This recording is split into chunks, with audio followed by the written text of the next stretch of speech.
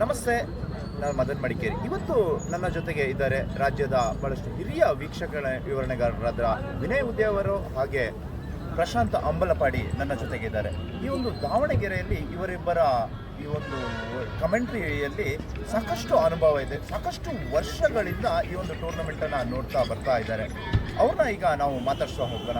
ನಮಸ್ಕಾರ ವಿನಯ್ ಅವರೇ. ನಮಸ್ತೆ. ಪ್ರಶಾಂತ್ ಅವರು ಸ್ವಾಗತ. ಪ್ರಶಾಂತ್ ಅವರೇ, ನಾವು ಕೇಳ್ಪಟ್ಟೆ ಈ ಒಂದು ಟೂರ್ನಮೆಂಟಲ್ಲಿ ಸಾಕಷ್ಟು ವರ್ಷಗಳಿಂದ ನೀವು ಬಂದು ಕಮೆಂಟ್ರಿನ ಮಾಡ್ತಿದ್ದೀರಾ.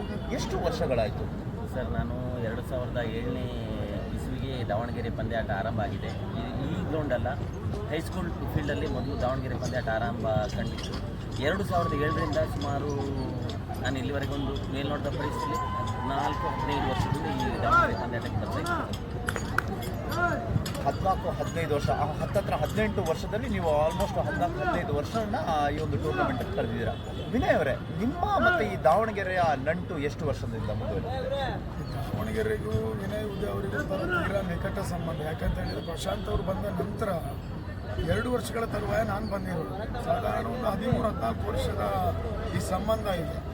ಈ ದಾವಣಗೆರೆಗೆ ಬರೋದು ಅಂತ ಹೇಳಿದರೆ ಒಂಥರ ಖುಷಿ. ಯಾಕಂತ ಹೇಳಿದರೆ ಇಲ್ಲಿ JP ಅವರು ಮಾಡ್ತಾ ಇರುವಂಥ ಒಂದು ಸಂಯೋಜನೆ ಜೊತೆಗೆ ಜನಗಳು ನಮ್ಮ ಮೇಲೆ ಇಟ್ಟಿರುವಂಥ ಪ್ರೀತಿ, ಆದ್ದರಿಂದ ಅದು ಇಲ್ಲಿಯವರೆಗೆ ಬೆಳೆದಿರುವಂಥದ್ದು. ಈ ಟೂರ್ನಮೆಂಟ್ ಕೂಡ ಇಲ್ಲಿ ಏನು ಕೆಲಸವನ್ನು ಮಾಡ್ತಾರೆ, ಅವರು ಕಮೆಂಟೇಟರ್ಸ್ ಇರ್ಬೋದು ಅಥವಾ ಅಂಪೈರ್ಸ್ ಇರ್ಬೋದು ಅಥವಾ ಯಾರು ಈ ದಾವಣಗೆರೆ ಸಾಮಾನ್ಯ ಡೈಮಂಡ್ ಟೂರ್ನಮೆಂಟಲ್ಲಿ ಯಾರು ಕೆಲಸ ಮಾಡ್ತಾರೆ ಅವರು ಮುಂದೆ ಅವರ ಫೀಲ್ಡಲ್ಲಿ ದೊಡ್ಡ ಮಟ್ಟಕ್ಕೆ ಹೋಗ್ತಾರೆ. ಇದೊಂದು ಈ ಇಲ್ಲಿಯ ದೊಡ್ಡ ಮಣ್ಣಿನ ಗುಣ ಅಂತ ಹೇಳೋದು ಬಯಸ್ತೀನಿ.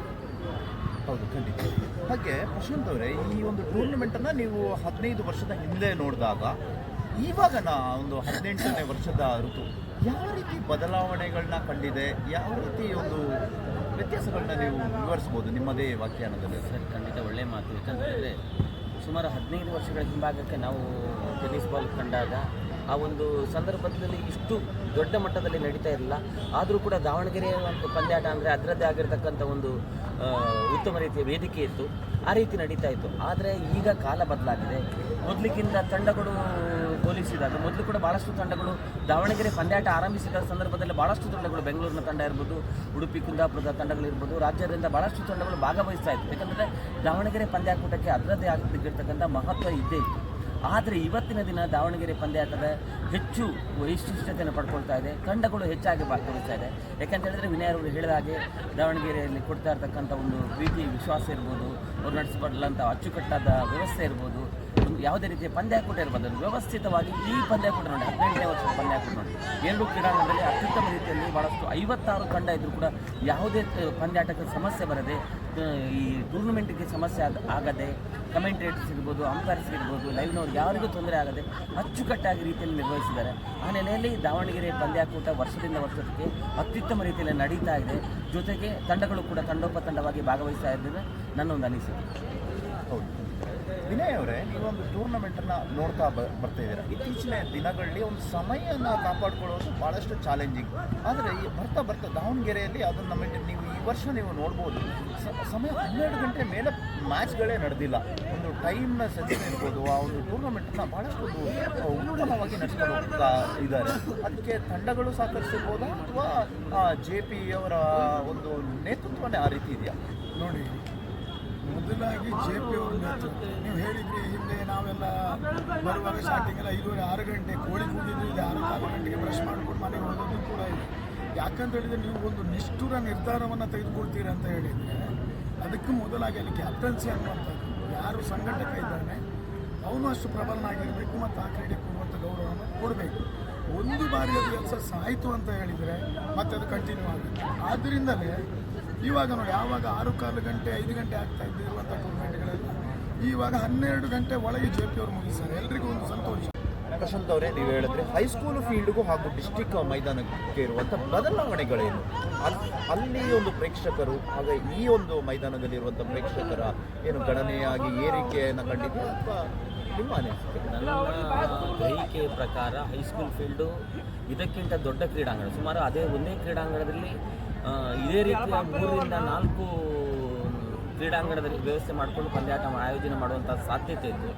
ಆದರೆ ಅಲ್ಲಿ ಬರುವಂಥ ಪ್ರೇಕ್ಷಕ ವರ್ಗವೇ ಬೇರೆ ಅನಿಸುತ್ತೆ, ನನಗೆ ಇಲ್ಲಿ ಬರುವಂಥ ಪ್ರೇಕ್ಷಕ ವರ್ಗ ಬೇರೆ ಅನಿಸುತ್ತೆ. ಯಾಕಂತ ಹೇಳಿದ್ರೆ ಕಳೆದೊಂದು 4-5 ವರ್ಷಗಳ ಹಿಂಭಾಗ, ಯಾಕಂದರೆ ಈ ಒಂದು ಕಳೆದ 3 ರಿಂದ 4 ವರ್ಷದಿಂದ ಈ ಕ್ರೀಡಾಂಗಣದಲ್ಲಿ ಪಂದ್ಯಾಟ ನಡೆಸ್ತಾ ಇದ್ದಾರೆ. ಹೈಸ್ಕೂಲ್ ಫೀಲ್ಡ್ನಲ್ಲಿ ಪಂದ್ಯಾಟ ನಡೆಸಿದ ಸಂದರ್ಭದಲ್ಲಿ ಕ್ರೀಡಾಂಗಣದ ಸುತ್ತಕ್ಕೂ ಗ್ಯಾಲರಿಗಳನ್ನು ಅಳವಡಿಸಿಕೊಂಡು ಗ್ಯಾಲರಿಗಳು ಹೌಸ್ಫುಲ್ ಆಗಿ ಭಾಳಷ್ಟು ಉತ್ತಮ ರೀತಿಯ ಒಂದು ವ್ಯವಸ್ಥೆ ಅಲ್ಲಿ ಕೂಡ ಕಲ್ಪಿಸಿಕೊಟ್ಟಿದ್ದಾರೆ.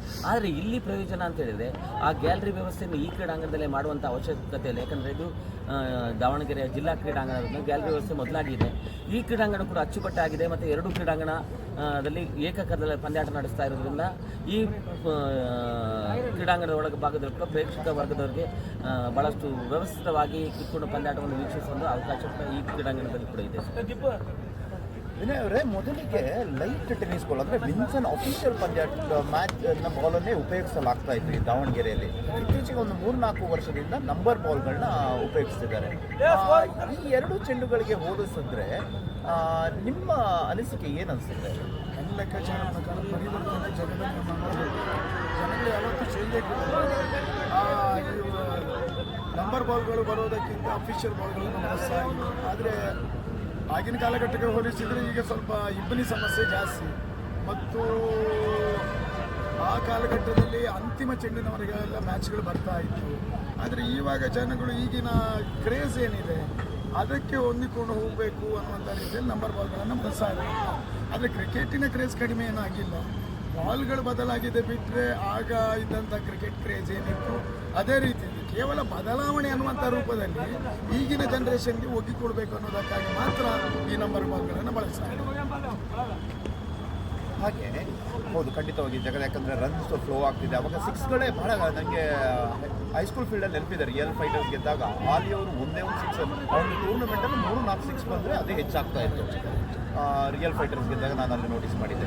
ಹಾಗೆ ಕಳೆದ ಬಾರಿ ಜಾನ್ಸನ್ ರಿಯಲ್ ಫೈಟರ್ಸ್ ಒಂದು ಟೂರ್ನಮೆಂಟನ್ನು ಗೆದ್ಕೊಂಡಿತ್ತು. ಬಲಿಷ್ಠ ತಂಡಗಳೆಲ್ಲ ಬಂದು ಆಗಮಿಸ್ತವೆ, ಭಾಳಷ್ಟು ಸಂಖ್ಯೆಯಲ್ಲಿ ಬರ್ತವೆ. ಆದರೆ ದಾವಣಗೆರೆಯಲ್ಲಿ ಗೆಲ್ಲಬೇಕಂದ್ರೆ ನಿಮಗೆ ಬಲಿಷ್ಠ ತಂಡಗಳಿದ್ದರೆ ಸಾಲದು, ನಿಮಗೆ ಅನುಭವ ಭಾಳಷ್ಟು ಬೇಕು. ಅಷ್ಟು ಸುಲಭದಲ್ಲಿ ಇಲ್ಲಿ ಗೆಲ್ಲಕ್ಕೆ ಆಗೋದಿಲ್ಲ. ಆದರೆ ಗೆದ್ದರೆ ಮಾತ್ರ ಆ ವರ್ಷವನ್ನು ಅವರು ಆಳ್ತಾರೆ ಕರ್ನಾಟಕದಲ್ಲಿ. ನೋಡಿ, ದಾವಣಗೆರೆ ಪ್ರಶಸ್ತಿ ಯಾರು ಗೆಲ್ತಾರೆ, ನಾನು ಇದಕ್ಕಿಂತ ಮೊದಲೇ ಹೇಳಿದೆ, ಇಲ್ಲಿ ಶುಭಾರಂಭ ಆಗುತ್ತೆ, ಅದು ಮುಂದುವರಿಯುತ್ತೆ. ಇಲ್ಲಿ ಆರಂಭವಾಗುವಂಥ ಏನಿದೆ ಯಶಸ್ಸು ಅದು ಇಡೀ ವರ್ಷ ಮುಂದುವರಿಯುತ್ತೆ. ಬಹುಶಃ ಅದು ಇಲ್ಲಿಯ ಮಣ್ಣಿನ ಗುಣ ಮತ್ತು ಕ್ರಿಕೆಟಿನ ಗುಣ ಅಂತ ನಾವು ಹೇಳ್ಬೋದು. ಆದ್ದರಿಂದ ಈ ದಾವಣಗೆರೆ ಟೂರ್ನಮೆಂಟ್ ಅನ್ನುವಂಥದ್ದು ಒಂದು ರೀತಿಯಲ್ಲಿ ಎಲ್ಲರಿಗೂ ಕೂಡ ವರ್ಲ್ಡ್ ಕಪ್ ಅನ್ನುವಂಥ ರೀತಿಯಲ್ಲೇ ಇರುವಂಥದ್ದು. ವರ್ಲ್ಡ್ ಕಪ್ ಗೆದ್ದವರು ವಿಶ್ವವನ್ನು ಆಳ್ತಾರೆ, ದಾವಣಗೆರೆ ಟೂರ್ನಮೆಂಟ್ ಗೆದ್ದವರು ಇಡೀ ಕರ್ನಾಟಕವನ್ನು ಆಳ್ತಾರೆ. ಇದಂತೂ ಅಕ್ಷರಶ ಸತ್ಯ. ಪ್ರಶಾಂತ್ ಅವರೇ, ಈ ವರ್ಷದ ನಿಮ್ಮ ಪ್ರಕಾರ ಯಾರು ಹಾಟ್ ಫೇವ್ರೇಟ್? ಆಲ್ಮೋಸ್ಟ್ ಇವತ್ತು ಕಣಕ್ಕಿಳಿತೇವೆ ಬಲಿಷ್ಠ ತಂಡಗಳೆಲ್ಲ. ಸರ್, ಇದು ಭಾಳಷ್ಟು ಕಷ್ಟದ ಮಾತು. ಯಾಕಂತ ಹೇಳಿದರೆ ಈಗ ನಾನು ಮೊದಲಾಗಿ ಈ ಮಾತನ್ನು ಹೇಳಿದರೆ ಇಂಥದ್ದೇ ತಂಡ ಭಿನ್ನಾಗುತ್ತೆ ಅಂತ ಹೇಳಿದರೆ ಅದು ತಪ್ಪಾಗುತ್ತೆ. ಆದರೆ ಮೇಲ್ನೋಟದ ಪರಿಸ್ಥಿತಿಯಲ್ಲಿ ನಾವು ಕಂಡಾಗ ಪ್ರತಿ ವರ್ಷ ದಾವಣಗೆರೆ ನಂತರವೇ ಪಂದ್ಯಾಟ ಆರಂಭವಾಗ್ತಾ ಇತ್ತು. ಮೇಲ್ನೋಟದ ಪರಿಸ್ಥಿತಿಯಲ್ಲಿ ಈ ವರ್ಷ ಒಂದು 4 ರಿಂದ 5 ಟೂರ್ನಮೆಂಟ್ಗಳು ಈಗಾಗಲೇ ಮುಕ್ತಾಯ ಕಂಡಿದೆ. ಕೋಲಾರದ ಜೆ ಭೀಮ್ ಪಂದ್ಯಾಟ ಇರ್ಬೋದು, ಅಲ್ಲಿ ಜಾನ್ಸನ್ ರಿಯಲ್ ಫೈಟರ್ಸ್ ಗೆದ್ದರು. ಆ ಬಳಿಕ ಹೊಳೆನರಸೀಪುರದ ಜೈ ಭೀಮ್ ಪಂದ್ಯಾಟ ಇರ್ಬೋದು, ಅಲ್ಲಿ ಫ್ರೆಂಡ್ಸ್ ಬೆಂಗಳೂರು ಗೆದ್ದರು. ಆ ಬಳಿಕದ 3 ಪಂದ್ಯಾಟ, AP ಟ್ರೋಫಿ ಇರ್ಬೋದು, ಓಷನ್ ಪಂದ್ಯಾಟ ಇರ್ಬೋದು, ಮೊನ್ನೆ ಮುಕ್ತಾಯಗೊಂಡಂಥ ಮಿಥುನ್ ರೈ ಪಂದ್ಯಾಟ, ಈ 3 ಪಂದ್ಯಾಟವನ್ನು ಕೂಡ ಪಾಂಚಜನ್ಯ ಕೂಟ ಗೆದ್ದಿದ್ದಾರೆ. ಮೇಲ್ನೋಟದ ಪರಿಸ್ಥಿತಿಯಲ್ಲಿ ಆ ತಂಡಗಳು ಬಲಿಷ್ಠ ಆದರೂ ಕೂಡ ಇಲ್ಲಿ ಪ್ರಶಸ್ತಿಯನ್ನು ಗೆಲ್ಲುವಂಥ ಅರ್ಹತೆ ಎಲ್ಲ ತಂಡಗಳಿಗಿದೆ. ಯಾಕಂತ ಹೇಳಿದರೆ ನ್ಯಾಶ್ ಇರ್ಬೋದು, ನ್ಯಾಶ್ ಇಲ್ಲಿ ಅತಿ ಹೆಚ್ಚು ಬಾರಿ ಫೈನಲ್ ಪ್ರವೇಶವನ್ನು ಕಂಡಂಥ ತಂಡ, ಇಲ್ಲಿ 7 ಬಾರಿ ಫೈನಲ್ ಪ್ರವೇಶವನ್ನು ಕಂಡಿದ್ದಾರೆ. ಆದರೆ ಫ್ರೆಂಡ್ಸ್ ಇಲ್ಲಿ 3 ಬಾರಿ, ಜೈ ಕರ್ನಾಟಕ ಕೂಡ 3 ಬಾರಿ, ರಿಯಲ್ ಫೈಟರ್ಸ್ 3 ಬಾರಿ ಇಲ್ಲಿ ಫೈನಲ್ ಪಂದ್ಯಾಟವನ್ನು ಆಡಿದ್ದಾರೆ. ಇಜಾನ್ ಕೂಡ ಇಲ್ಲಿ 1 ಬಾರಿ ಪ್ರಶಸ್ತಿಯನ್ನು ಪಡ್ಕೊಂಡ್ರು. ಪಾಂಚಜನ್ಯ ಕೋಟ ಇಲ್ಲಿ ನನ್ನ ಪ್ರಕಾರ ಎಲ್ಲ ಉತ್ತಮ ರೀತಿಯ ಆಟಗಾರರು ಹೊಂದಿಕೊಂಡೇ ಆಟವನ್ನು ಆಡ್ತಾರೆ. ಅದರ ಜೊತೆಗೆ ಇತರ ತಂಡಗಳು ನಿನ್ನೆ ಮೊನ್ನೆ ನಾವು ಗಮನಿಸಿದಾಗ ಇತರ ತಂಡಗಳು ಕೂಡ ಭಾಳಷ್ಟು ಪೈಪೋಟಿಯನ್ನು ಎಲ್ಲ ತಂಡಗಳಿಗೆ, ಉತ್ತಮ ರೀತಿಯ ತಂಡಗಳಿಗೆ ಪೈಪೋಟಿ ನೀಡಿ ಇಲ್ಲಿ ನನ್ನ ಪ್ರಕಾರ ಎಲ್ಲ ತಂಡಗಳಿಗೆ ಅರ್ಹತೆ ಇದ್ದಂಥ ತಂಡಗಳು ಇಲ್ಲಿ ಪ್ರಶಸ್ತಿಯನ್ನು ಜಯಿಸದೆ ಅನ್ನೋದು ನನ್ನ ಲೆಕ್ಕಾಚಾರ. ನನ್ನ ಜೊತೆಗೆ ಇಷ್ಟೊತ್ತು ಹಿರಿಯ ವೀಕ್ಷಕರಾದಂಥ ವಿನಯ್ ಉದ್ಯ ಅವರು ಹಾಗೆ ಪ್ರಶಾಂತ್ ಅಂಬಲಪಾಡಿಯವರು ಕೂತ್ಕೊಂಡಿದ್ರು. ಈ ಒಂದು ಟೂರ್ನಮೆಂಟನ್ನು ಒಂದು ಘನತೆಯನ್ನು ಹೆಚ್ಚಿಸಬೇಕಂದ್ರೆ ವೀಕ್ಷಕರುಗಳ ವಿವರಣೆಯನ್ನು ಮಾಡ್ತಾ ಒಂದು ಘನತೆಯನ್ನು ಇಷ್ಟು ವರ್ಷ ಒಂದು ಕೇಂದ್ರೀಕೃತ ಮಾಡಿದ್ದಾರೆ. ಕರ್ನಾಟಕದ ವಿವಿಧ ಭಾಗಗಳಲ್ಲಿ ವೀಕ್ಷಕಗಳನ್ನ ಮಾಡ್ತಾ ಕರ್ನಾಟಕದ ಒಂದು ಪ್ರೇಕ್ಷಕರನ್ನು ಹಿಡಿದಿಟ್ಕೊಂಡಿದ್ದಾರೆ. ತಮಗೆ ಕೂಡ ಧನ್ಯವಾದಗಳು. ಇನ್ನೂ ಈ 2 ದಿನ ನಿಮ್ಮ ಈ ಒಂದು ಸಹಕಾರ ಬೆಂಬಲ ಇನ್ನಷ್ಟು ಕಾಲ ದಾವಣಗೆರೆಯ ಈ ಮಣ್ಣಲ್ಲಿ ನಿಮ್ಮ ಆ ಒಂದು ಸೇವೆ ಇರಲಿ ಅಂತ ಕೇಳ್ತೀನಿ. ಅದರ ಜೊತೆಗೆ ನಮಸ್ತೆ. ಅದರ ಜೊತೆಗೆ ನಮ್ಮ ಜೊತೆಗೆ ರಾಜ್ಯದೋರ್ವ ಪ್ರಸಿದ್ಧ ಡ್ಯಾನ್ಸಿಂಗ್ ಅಂಪೈರ್ ಅನ್ನುವಂಥ ಖ್ಯಾತಿಯನ್ನು ಪಡ್ಕೊಂಡಂಥ ಮದನ್ ಮಡಿಕೇರಿ ಅವರು ಕೂಡ ಭಾಳಷ್ಟು ರಾಜ್ಯಾದ್ಯಂತ ಇವಾಗ ಭಾಳಷ್ಟು ತನ್ನ ವಿಶಿಷ್ಟವಾಗಿರ್ತಕ್ಕಂಥ ಹಾವಭಾವಗಳಿಂದ ಪ್ರೇಕ್ಷಕರನ್ನು ರಂಜಿಸಿಕೊಂಡು ತನ್ನದೇ ಆಗಿರ್ತಕ್ಕಂಥ ಒಂದು ಪ್ರೇಕ್ಷಕ ವರ್ಗದವರನ್ನು ಕೂಡ ಹೊಂದಿಕೊಂಡಿದ್ದಾರೆ. ರಾಜ್ಯಾದ್ಯಂತ ಅವರ ಒಂದು ಅಂಪೈರಿಂಗ್ ಕಾರ್ಯ ಭಾಳಷ್ಟು ಮೆಚ್ಚುಗೆಯನ್ನು ಪಡೀತಾ ಇದೆ. ಜೊತೆಗೆ ಅವರು ಇವಾಗ ತಮ್ಮ ಒಂದು ನೇರ ಪ್ರಸ್ತುತದ ಕಾರ್ಯವೈಖರಿಯನ್ನು ಕೂಡ ಆರಂಭಿಸಿದ್ದಾರೆ. ಮುಂದಿನ ದಿನಗಳಲ್ಲಿ ಅವರಿಗೂ ಕೂಡ ಈ ಒಂದು ಕ್ಷೇತ್ರದಲ್ಲಿ ಯಶಸ್ಸು ಬರಲಿ ಅನ್ನುವಂಥ ಶುಭ ಹಾರೈಕೆ ಪ್ರಶಾಂತ್ ಅಂಬಲ್ಪಾಡಿ ಮತ್ತು ವಿನಯ್ ವಿದ್ಯಾ ಅವರ ಜೊತೆ. ನಮಸ್ಕಾರ.